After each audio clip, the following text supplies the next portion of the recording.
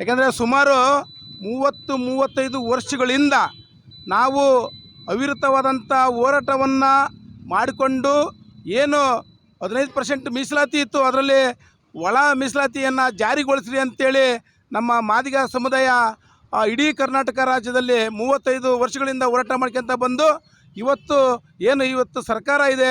ಈ ಸರ್ಕಾರ ನಮ್ಮ ಒಳ ಮೀಸಲಾತಿ ಹೋರಾಟಕ್ಕೆ ಒಂದು ಆಶಾಭಾವನೆಯನ್ನು ನೀಡಿ ಇವತ್ತೊಂದು ಐತಿಹಾಸಿಕವಾದಂಥ ಒಂದು ನಿರ್ಣಯದಲ್ಲಿ ಒಂದು ಆದೇಶವನ್ನು ಮಾಡಿದೆ.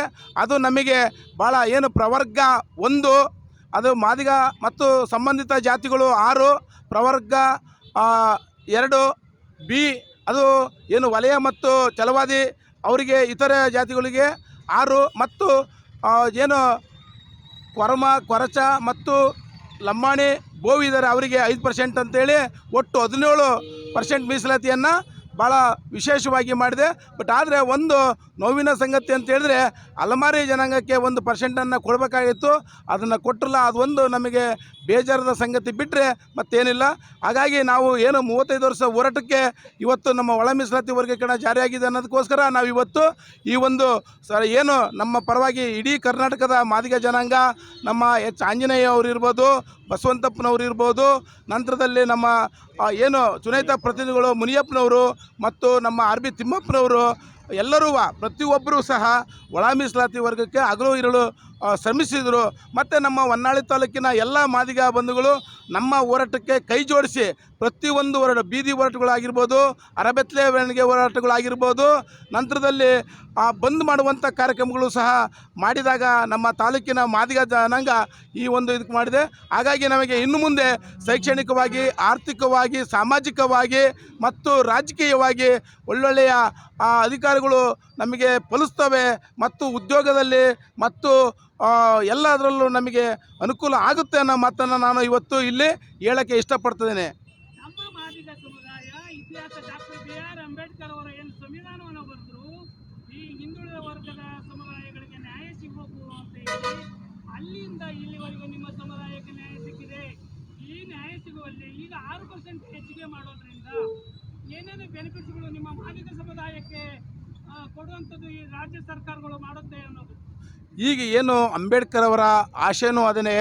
ಅಂಬೇಡ್ಕರ್ ಸಂವಿಧಾನದಲ್ಲಿ ಈ ಜಾತಿಗಳು ಒಂದು 5 ಜಾತಿಗಳನ್ನು ಇವರು ಅಸ್ಪೃಶ್ಯರು, ಮುಟ್ಟದೇ ಇರೋಂಥ ಜಾತಿಗಳು ಇವರು ಸಂವಿಧಾನದಲ್ಲೇ ಅಳವಡಿಸಿದ್ದಾರೆ.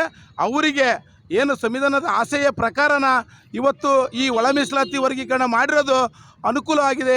ಏನೇನು ಸಿಗ್ತವೆ ಅಂತ ಹೇಳಿದ್ರೆ ಇವತ್ತು ರಾಜಕೀಯವಾಗಿರ್ಬೋದು, ಶೈಕ್ಷಣಿಕವಾಗಿರ್ಬೋದು ಮತ್ತು ರಾಜಕೀಯವಾಗಿರ್ಬೋದು ಮತ್ತು ಇತರ ಎಲ್ಲ ಕ್ಷೇತ್ರಗಳಲ್ಲೂ ನಮಗೆ ಅನುಕೂಲಗಳು ಸಿಗುತ್ತವೆ. ಇದು ಮಾಡಿರೋದು ನಮಗೆ ಭಾಳ ಒಳ್ಳೆಯ ಕೆಲಸ ಆಗಿದೆ ಅಂತ ಹೇಳಿ ನಾನು ಹೇಳೋಕ್ಕೆ ಇಷ್ಟಪಡ್ತೇನೆ. ಅದರಲ್ಲಿ 4% ಅಂತ ಹೇಳಿ ಮೀಸಲಾತಿ ಕೊಡುವಂಥ ಸರ್ಕಾರ ಹಿಂದಿನ ಕಾಲದೊಂದು ಆದೇಶ ಮಾಡಿದ್ರು ಕೂಡ ಆ ಕೊರಚ ಸಮುದಾಯ ಹಲವಾರು ಜನಾಂಗ ಭಾಳ ಅದರಲ್ಲಿ ಈ ಥರ ಅನ್ಯಾಯ ಆಗಿದೆ ಅಂತ ಕೂಡ ನಾನು ಕೇಳ್ಪಟ್ಟಿದ್ದೇನೆ. ಅದೇ ಉತ್ತರ ಕೊಡ್ಬೋದ ತಾವು ಮಾದಿಗ ಸಮಾಜದ ನಾಯಕರು? ನಮಗೆ ಅಲೆಮಾರಿ ಜನಾಂಗ ನಮ್ಮ ಒಟ್ಟೊಟ್ಟಿಗೆ ಹೋರಾಟಗಳಲ್ಲಿ ಭಾಗಿಯಾಗಿದೆ.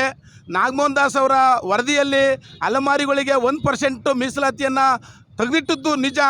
ಆದರೆ ಕ್ಯಾಬಿನೆಟ್ಟಲ್ಲಿ ಮತ್ತು ನಮ್ಮ ವಿಧಾನಸಭೆಯಲ್ಲಿ 5 ಭಾಗಗಳಾಗಿದ್ದನ್ನು 2 ಭಾಗಗಳನ್ನು ಹೊರತುಪಡಿಸಿ 3 ಭಾಗಗಳನ್ನಾಗಿ ಪ್ರವರ್ಗ 1, ಪ್ರವರ್ಗ 2 ಮತ್ತು ಪ್ರವರ್ಗ 3 ಅಂತೇಳಿ ಮಾಡಿ ಈಗ ಆದೇಶ ಮಾಡಿದ್ದಾರೆ.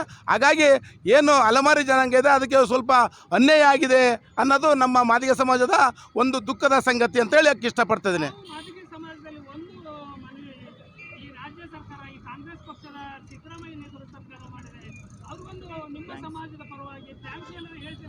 ನಾವು ನಿಜವಾಗ್ಲೂ ಇವತ್ತು ಈ ಕರ್ನಾಟಕದ ರಾಜ್ಯದ ಮುಖ್ಯಮಂತ್ರಿಗಳಾದಂಥ ಸಿದ್ದರಾಮಯ್ಯನವರು ಮತ್ತು ಸಚಿವ ಸಂಪುಟ ಮತ್ತು ಚುನಾಯಿತ ಪ್ರತಿನಿಧಿಗಳು MP-ಗಳಾಗಿರ್ಬೋದು, ಸಚಿವ ಸಂಪುಟದಲ್ಲಿ ಮತ್ತು MLAಗಳು ಪ್ರತಿಯೊಬ್ಬರು ನಮ್ಮ ಪರವಾಗಿ ಸಪೋರ್ಟ್ ಮಾಡಿದ್ದಾರೆ ಅಂತ ಹೇಳ್ಬಿಟ್ಟು ನಾವು ಇವತ್ತು ಹೊನ್ನಾಳಿ ತಾಲೂಕಿನಿಂದಲೇ ಪ್ರಥಮವಾಗಿ ಮಾದಿಗ ಸಮಾಜದಿಂದ ಭಾಳ ಹೃತ್ಪೂರ್ವಕವಾದಂಥ ಅಭಿನಂದನೆಗಳನ್ನು ನಾನು ಹೇಳೋಕ್ಕೆ ಇಷ್ಟಪಡ್ತಿದ್ದೇನೆ.